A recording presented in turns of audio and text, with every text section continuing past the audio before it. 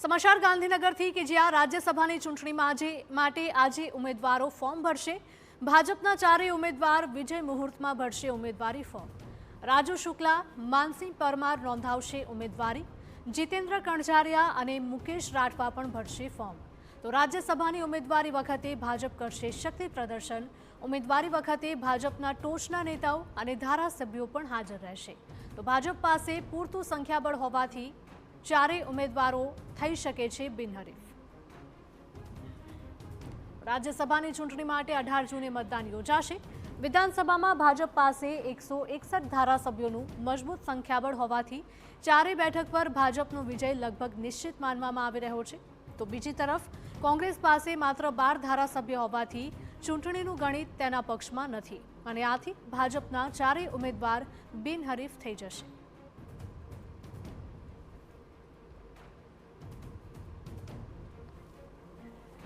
તો આ પહેલા રાજ્યસભાની ચૂંટણીને લઈને ભાજપની મહત્વપૂર્ણ બેઠક મળી હતી, જેમાં સીએમ, પ્રદેશ સંગઠનના હોદ્દેદારો અને ભાજપના ધારાસભ્યો હાજર રહ્યા।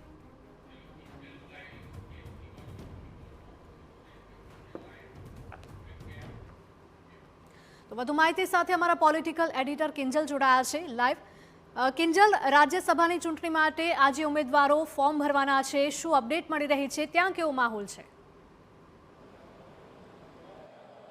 देखो विजय मुहूर्त में भाजपना चार उम्मीदवारों है फॉर्म भरवाना है। अत्यारे चारे उम्मीदवारों ने कमलम बोलाववामां आव्या छे। केटलीक जे टेक्निकल प्रक्रियाओ छे तेनी माटे धारासभ्यो अने मंत्रीओनी पहोंचवानी शरूआत थई चूकी छे। आपणी साथे पूर्व मंत्री अने वर्तमान धारासभ्य रमणभाई वोरा उपस्थित छे।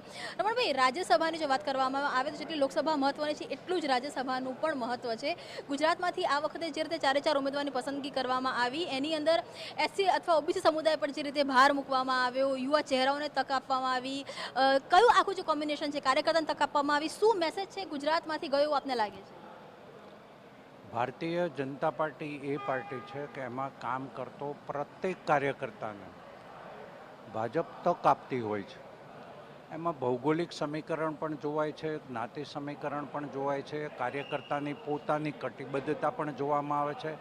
આ બધું કુલ મળીને શીર્ષસ્થ નેતૃત્વ જ્યારે આ કરતું હોય છે ત્યારે આ વખતે ભારતીય જનતા પાર્ટીના ચાર ઉમેદવારો ખૂબ ભણેલા છે, ખૂબ વિદ્વાન લોકો છે, પાર્ટીના પાયાના કાર્યકર્તાઓ છે, સંગઠનમાં આવેલા કાર્યકર્તાઓ છે।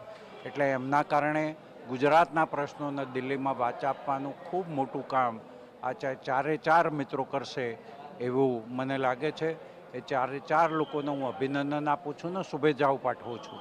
ખાસ કરીને રમણભાઈ, વાત કરવામાં આવે તો ભાજપ જે પ્રયાસ કરી રહી છે યુવા કેડર ઊભી કરવાની। સામાન્ય રીતે રાજ્યસભાની જ્યારે વાત કરીએ તો હંમેશા સિનિયર કાર્યકર્તા, સિનિયર નેતાઓને તક આપવામાં આવે છે, પરંતુ આ વખતે આપણે જોઈએ તો જીતેન્દ્ર કણઝારિયાની વાત કરીએ કે માનસિંહ પરમારની વાત કરીએ, ક્યાંક યુવા કાર્યકર્તાઓને, યુવા પેઢીને દિલ્હી લઈ જવાનો પ્રયાસ છે એ પણ અહીંયા જોવા મળી રહ્યો છે। મેં આગળ કહ્યું એ પ્રમાણે ભારતીય જનતા પાર્ટી પ્રત્યેક કાર્યકર્તાઓનું મહત્ત્વ આપે છે।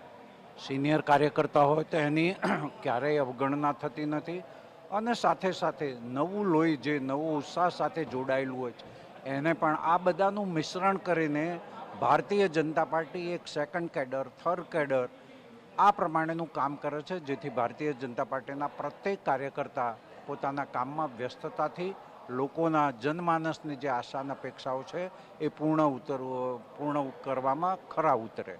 સાથે વાત કરવા માટે તો જો સ્વાભાવિક રીતે કે જ્યારે કોઈ પણ પાર્ટી હોય છે, રાજકીય પાર્ટી હોય છે અને જ્યારે તેમાં કાર્યકર્તાઓની સંખ્યા એક જે છે તે વધતી હોય છે ત્યારે અલગ અલગ કાર્યકર્તાઓ છે તેમને તક છે તે આપવામાં આવતી હોય છે અને કાર્યકર્તાઓની, મંત્રીઓની આગમનની શરૂઆત છે તે થઈ ચૂકી છે। ઋષિભાઈ, ચાર ઉમેદવારો છે આજે ફોર્મ ભરવાના છે અને સામે નિર્વિઘ્ન રીતે કહી શકાય કે આ વખતે ફોર્મ સામે કોઈ પણ ઉમેદવાર નથી। કઈ રીતે અહીંયા ગુજરાતથી કોઈ મેસેજ મોકલવાનો પ્રયાસ છે એ ભાજપ કરી રહી છે? જે પણ કોઈ મેસેજ અથવા તો જે પણ કોઈ ગુજરાત મોડલની વાત આખા ભારતમાં થતી હોય તો કોઈ પણ શરૂઆત ગુજરાતથી થતી હોય છે અને ગુજરાતે પણ અત્યાર સુધીમાં રાજ્યસભાના જે સભ્યો નોમિનેટ કર્યા છે અથવા તો પસંદ કર્યા છે એ મૂળભૂત ક્યાંક તો સમાજજીવીઓ હોય, બુદ્ધિજીવીઓ હોય અથવા તો પાયાના કાર્યકર્તા હોય। આ વખતે પાયાના કાર્યકર્તાઓ કે જેઓ રાત દિવસ સમાજની સેવા સાથે ભારતીય જનતા પાર્ટીનું કામ કરી અને પોતાની પ્રતિભા અને દિલની અંદર હજુ પણ યુવાન ચહેરાઓ છે હજુ ખૂબ લાંબી સેવાઓ આપી શકે, પાર્ટીને આપી શકે અને સમાજને પણ અને ગુજરાતને આપી શકે એવા સક્ષમ ચહેરાઓ અમારા મોવડી મંડળે પ્રધાનમંત્રી મોદી સાહેબ, અમિતભાઈ શાહ સાહેબ, નીતિન નવીનજી, અમારા જગદીશભાઈ, ભૂપેન્દ્રભાઈ, ડેપ્યુટી સીએમ હર્ષભાઈએ પસંદ કર્યા છે. હું માનું છું ત્યાં સુધી કે એક યુવા કાર્યકર્તાઓમાં ખૂબ ગજબનો ઉત્સાહ જઈ રહ્યો છે.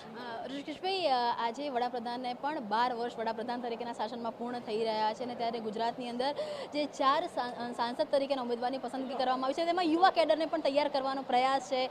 જે જૂના કાર્યકર્તાઓ, રાજ શુક્લ જેવા કાર્યકર્તા કે જે વર્ષોથી કાર્યકર્તા તેમને પણ એક મંચ આપવાનો પ્રયાસ છે. તો આ 12 વર્ષ પછી જે ભાજપની વાત કરવામાં આવે તો ભાજપનું સંકલ્પ 2047નું કહેવામાં આવે તો એમાં આ આખો આજનો દિવસ કેટલો મહત્વનો છે? 4 જે સભ્યો રાજ્યસભામાં જઈ રહ્યા છે, યુવાન ચહેરાઓ છે ને, ગુજરાતની ખૂબ લાંબા સમય સુધી સેવા કરી શકે એવા ચહેરાઓ જઈ રહ્યા છે. પ્રધાનમંત્રી મોદી સાહેબના 12 વર્ષ કેન્દ્રના, પરંતુ જો ગુજરાતના આપણે 14 વર્ષ ઉમેરીએ તો એ ગુજરાતને જે ગતિએ વેગથી પ્રવેગમાં પલટવાનું કામ એમને કર્યું હતું અને 2001થી 2014 સુધી એમના શાસનકાળ દરમિયાન અનેક નવા આયામો એ રાજ્યને મળ્યા છે અને આજે ભારત દેશને એનો લાભ થઈ રહ્યો છે. તમારી સાથે વાત કરવા માટે તો ધારાસભ્યો હોય કે મંત્રીઓ હોય તેમની આવવાની શરૂઆત છે તે થઈ ચૂકી છે. જ્યાં એક તરફ વડાપ્રધાન તરીકે નરેન્દ્ર મોદીને 12 વર્ષ પૂર્ણ થઈ રહ્યા છે તો બીજી તરફ ભાજપ છે તે યુવા કેડરને પ્રાધાન્ય આપવા જઈ રહી છે, એટલે કે નેક્સ્ટ કેડર છે તે તૈયાર કરી રહી છે અને તમામની વચ્ચે આજ રાજ્યસભાના ઉમેદવારો જ્યારે ફોર્મ ભરવાના છે તો એક શક્તિ પ્રદર્શનની સાથે ફોર્મ છે તે ભરાવા જઈ રહ્યા છે. બિલકુલ કિંજલ, માહિતી બદલ આપનો આભાર. તો રાજ્યસભાની ચૂંટણી માટે આજે ઉમેદવારો ફોર્મ ભરશે. ભાજપના 4 ઉમેદવાર વિજય મુહૂર્તમાં ભરશે ઉમેદવારી ફોર્મ. રાજુ શુક્લા, માનસી પરમાર, જીતેન્દ્ર કણઝારિયા અને મુકેશ રાઠવા ભરશે ફોર્મ.